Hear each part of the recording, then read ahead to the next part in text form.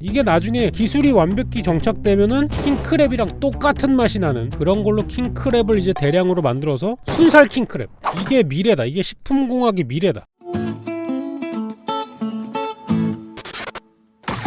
한 3주 만에 하네요. 따끈따끈한 신제품과 최신 외식업 트렌드를 알아보는 시간 마티뉴스입니다. 어서 오십시오.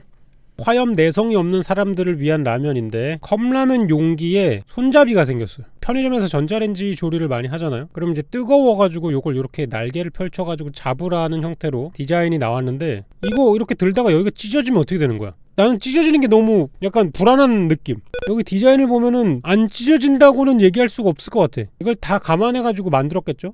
근데 저로서는 이런 게 다 필요 없습니다. 이 요리사들은 기본적으로 화염 내성이 있어가지고 안 뜨거워요. 왜 식당 가면은 이모님들이 그 공깃밥 들고 오잖아. 근데 아무렇지 않게 이렇게 들고 오는데 여러분들이 공깃밥 딱 지으면 왜 이렇게 뜨거워? 이렇게 귀 만지죠 막. 그래가지고 이 식당에서 종사하시는 분들은 기본적으로 뜨거운 거를 많이 집어봤기 때문에 이 뜨거움에 대한 내성이 어느 정도 생겨요. 저 예전에 권 셰프님하고 근무할 때 서비스 애들이 제일 싫어했던 게 뭐냐면 뜨거운 접시야. 왜냐하면 권 셰프님이 접시는 뜨겁게 나가야 된다 그래가지고 접시만 데피는 핫박스라는 그런 제품이 있어요. 그러면 접시 온도가 뜨겁게 유지가 되거든요. 접시가 따뜻해 항상.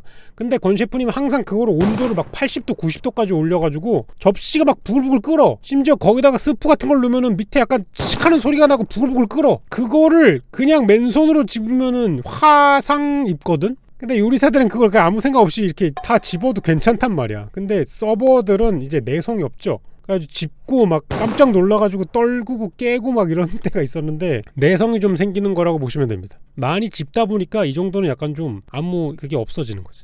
아무튼 이런 라면이 생겼다. 자, 그 다음에 농심이 아무래도 트러플 광맥을 발견한 게 아닌가. 최근에 그 고메 포테토라 가지고 이 트러플에다가 감자칩을 접목시킨 신제품이 나왔습니다. 얼마 전에 그 블랙 새우깡이라 그래가지고 트러플 향이 나는 새우깡도 출시한 적이 있잖아요. 이번에는 감자칩에다가 이거 스윙칩 계열인가봐요. 트러플하고 식여자를 해가지고 돌린 것 같습니다.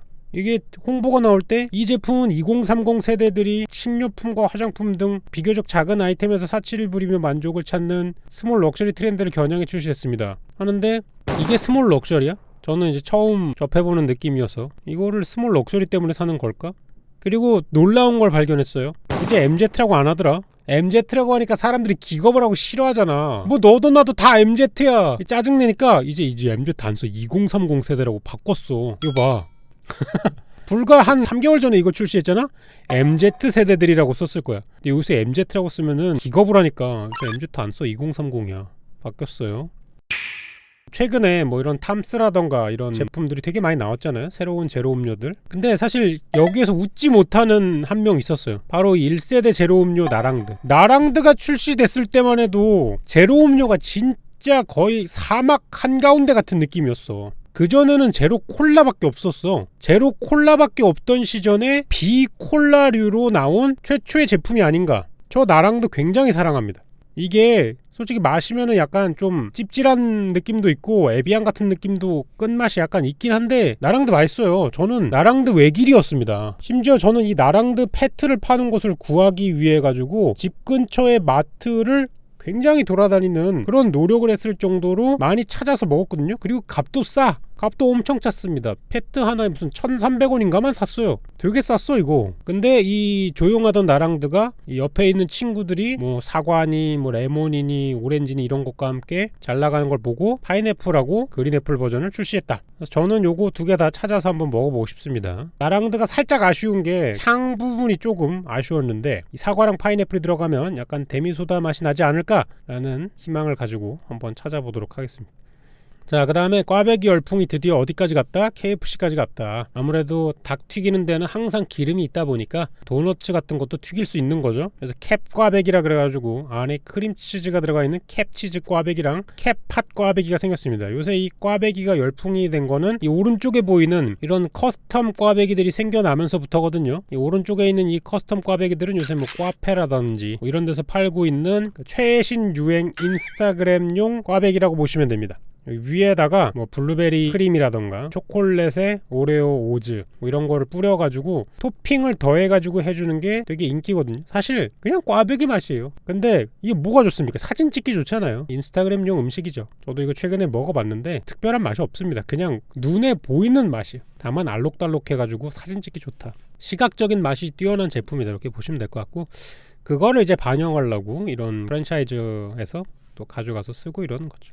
자, 그 다음에 이번에 넷플릭스랑 맥도날드랑 콜라보 제품이 하나 나왔습니다. 요거는 이제 넷플릭스 상에서 개봉이 된 영화인데요, 서울 대작전이라는 영화가 나왔어요. 요거랑 같이 콜라보를 해가지고 88 서울 비프버거란 게 나왔었습니다. 근데 이게 평을 제가 좀 봤는데 호불호가 엄청 갈려요. 거의 뭐 최근에 나온 햄버거 중에 이보다 끔찍할 수 없다라는 사람들이 있고, 일부 리뷰를 한 사람들은 옛날 햄버거 맛이 나는 느낌이다 라는 이야기를 했는데, 옛날 햄버거에 이런 게 있었나? 저는 옛날 햄버거 중에 이런 건 못 봤거든요. 그러니까 스크램블이 아니라 그냥 계란 후라이를 넣어서 한 옛날 햄버거는 먹어봤는데, 에그 양배추 샐러드가 들어간 버전은 먹어보지 못해가지고, 사실 이거는 제품만이라기보다는 넷플릭스에서 나오는 컨텐츠들과 뭔가 콜라보를 했던 게, 기존에는 그냥 유튜브 시장 정도였는데 이제는 이런 글로벌 브랜드라고 하는 식품 쪽과 콜라보를 할 수 있다. 이게 조금 의미가 있는 활동이 아닌가. 이러면 나중에 뭔가 또 다른 영화나 이런 게 나왔을 때 뭐 버거킹이나 롯데리아나 이런 쪽하고 또 콜라보를 해가지고 새로운 제품을 낼 수 있고, 뭐 이런 게 이제 할 수 있다라는 걸 보여준 게 굉장히 의미가 크지 않나 라는 생각이 들고요.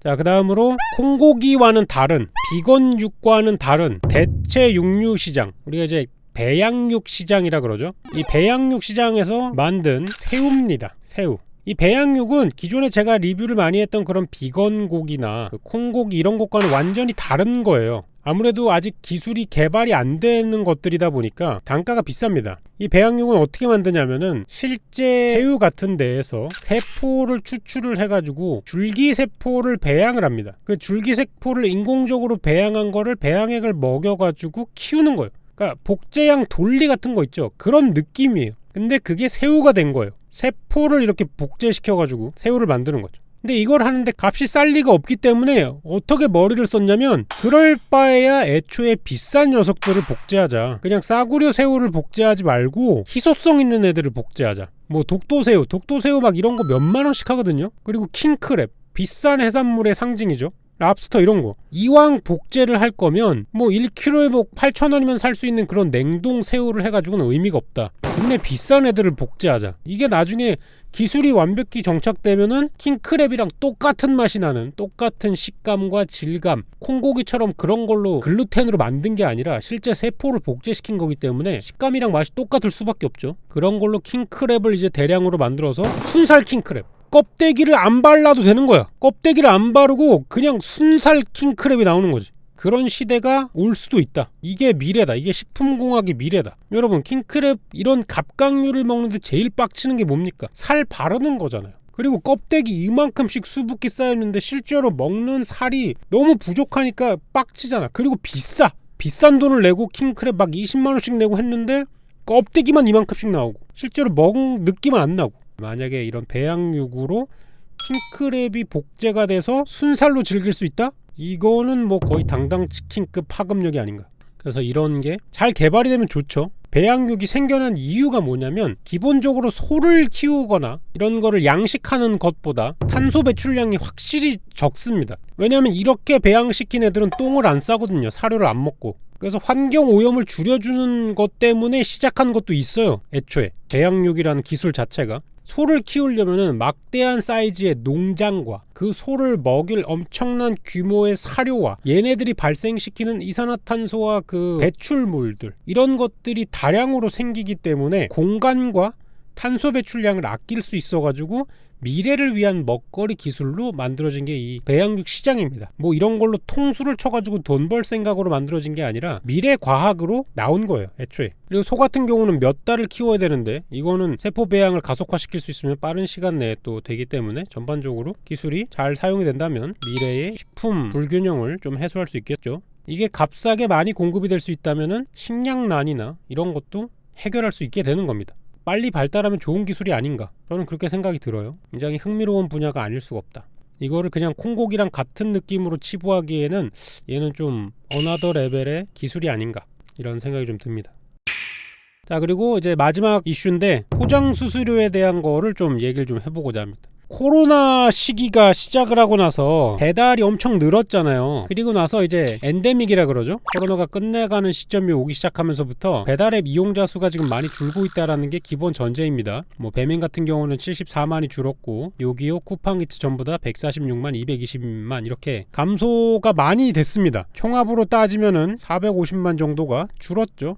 배달앱을 많이 이용을 안 하고 실제로 레스토랑들을 가서 먹습니다. 제가 뭐 레스토랑을 운영하고 있긴 하지만 1월달에 비해 가지고 지금이 훨씬 더 손님이 많아요. 실제로 그런 분위기고요. 이러다 보니까 이제 뭘 해야 되냐, 얘네도 이제 돈을 벌어야 되지 않겠습니까? 유저가 감소했으니까. 그래서 어떤 거를 하냐면 포장 수수료라는 거를 냅니다. 그래서 원래 방침은 9월 30일까지 포장 수수료를 무료로 해주다가 추후에는 이제 포장 수수료를 다시 받으려 그랬어요. 그러니까 포인트는 다시 받으려고 한 거예요. 포장 수수료는 여러분 배달앱이 처음에 열렸을 때부터 있던 거예요. 새로 나온 개념이 아니야. 포장 수수료는 원래 있었어. 근데 이거를 안 받는 기간을 줬을 뿐입니다. 2020년이나 2021년도에는 무료 정책을 했단 말이야. 그리고 나서 여론이 어떻게 됐어요, 여러분? 커뮤니티에서 난리가 났죠. 아니 미쳤냐, 무슨 포장을 수수료를 받냐, 화가 머리끝까지 났단 말이야. 그러니까 어떤 일을 하냐, 이 포장 주문 수수료 지원책을 연장합니다. 그 와중에도 요기요는 이제 12.5%를 지금 받고 있습니다. 그래서 배민 쿠팡이츠가 이달까지로 예정된 무료 수수료 혜택을 연장한 건 소비자와 자영업자 등 반발을 의식한 조처로 해석된다. 소비자 비용 부담이 가중하면서 포장 주문 비중이 커지다라는 게 무슨 얘기예요? 배달비가 존나 올라가지고 우린 배달비 내기 싫다라는 거 아닙니까? 음식 시키는 사람이. 그죠? 그래서 우리는 배달비 안 내는 포장 주문을 할 거야. 다들 돌아선 거예요. 왜냐면 배달비가 오르니까 배달을 하기 싫어진 게 아니라. 그러니까 이제 업계에서는 돈을 벌어야 되잖아요. 그러니까 안 받던 포장 수수료를 다시 받기로 한 거라는 것이지. 근데 이걸 누가 내? 이거 12.5% 누가 내는 겁니까? 구매자가 내는 게 아니잖아. 자영업자가 내는 거잖아. 그죠? 판매자한테 걷는다는 거잖아. 이러면 어떻게 돼? 사장들은 포장 주문 수수료를 떼이니까 안 내던 돈을 더 내야 되잖아. 그럼 어떻게 해요? 음식값을 올리지. 10,000원 받던 거를 12,000원으로 올리지. 그잖아요. 음식값이 왜 올라간 거야? 이 수수료를 받아서 올라간 거 아니야, 결론적으로. 이런 수수를 지금 걷고 있다. 뭐 예를 들어가지고 뭐 36,500원짜리 음식을 시켰어. 그러면서 여러분 배달 팁도 따로 내죠. 여러분 음식 시킬 때 배달 팁 내잖아. 요새 3,500원이면 싼 거다 진짜. 이거를 내잖아? 근데 실제로 떼는 돈은 더 떼는 거야. 3,500원 내면은 3,500원을 떼는 게 아니라 배달비는 더 나가. 이걸 배달 용역 쪽으로 나가야 되니까. 거기에다가 이제 주문 금액에 대한 수수료도 있죠. 그래가지고 이만큼이 빠져나가는 거야. 가게에서는 33,000원짜리 음식을 팔았는데 실제 들어오는 돈은 26,800원인 거야. 이게 키친마이야르가 배달을 안 하는 이유예요. 배달하는 거를 포기했어요. 매장에서 33,000원 받을 수 있는 걸 똑같은 음식을 26,800원을 받고 팔아야 돼. 그러니까 배달이 남는 게 없는 게 맞다. 그러면 이 돈 다 누가 가져가냐? 배달 앱에서 가져가는 거 아니야? 배달 앱 돈 존나 많이 벌었겠네? 라고 하니까 또 그건 아니래. 매출은 뛰는데 손실은 마이너스래. 그러면 이 돈은 다 누가 버는 거야? 누가 버는 거지? 아무도 돈을 못 번다고 한다. 고객들도 돈을 더 내고 빡치고, 사장들도 돈을 더 뜯겨서 빡치고, 배달의 민족도 적자라 그러고. 그럼 돈은 누가 버는 것인가? 되게 의아한 시장이다. 이러다 보니까 공공액 같은 게 생겨가지고 이거 이용자가 조금씩 늘어나고 있다고 하네요. 여기 같은 경우에는 뭐 수수료가 1%밖에 안 들어가고 이러니까 새로운 또 공공 배달앱 같은 게 생겨나는 거죠. 이제 공공 배달앱 시장도 늘어나고 있다. 굉장히 배달 시장이 춘추전국이고 여러 명이 씁쓸한 시장이다.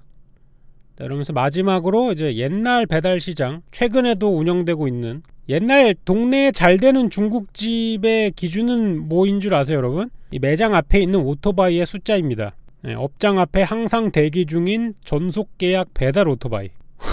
배달앱 같은 거에 등록도 안 돼 있음, 배달비 없음, 아직도 전단지 뿌림. 그래서 옛날에 저 어렸을 때도 동네 중국집 잘 되는 데 보면은 앞에 이렇게 막 있어. 근데 이게 그거 알아요? 옛날에는 도미노 피자 같은 데도 도미노 오토바이 막 10대씩 있고 이랬어요. 피자헛 오토바이도 매장 앞에 막 3-4대씩 있고 이랬어. 지금은 이제 다 사라졌지만, 지금은 무료 배송이 너무나 감사하게 됐죠. 10년이면 강산이 변하는데 강산이 변했어요. 10년 후에는 어떻게 될까요, 여러분? 10년 후에는 10년 후에는 이런 배양육 프린터가 집에 생겨가지고 어플리케이션처럼 다운받아서 막 이렇게 음식을 짜낼 수 있는 그런 시대가 되지 않나. 어떻게 될지 모르는 거죠. 요리사 다 실직할 거 아니야. 배달 업체도 다 사라지지. 저는 될 수 있다고 봅니다. 그래서 이런 굉장한 미래를 살기 위해서 우리는 어떻게 해야 된다? 건강해야 된다. 오래 살아야 된다. 이 전뇌화를 통해 숨 참고 네트워크로 다이브할 수 있을 때까지 열심히 살아야 된다. 답은 전뇌화다. 여러분 통 쏘게 돼? 생각해보세요. 얼마나 즐거워요. 내가 원하는 거를 모두 다 구체화시킬 수 있습니다. 그게 미래다. 그게 제가 생각하는 참된 미래다. 아무튼 여기까지 하도록 하겠습니다.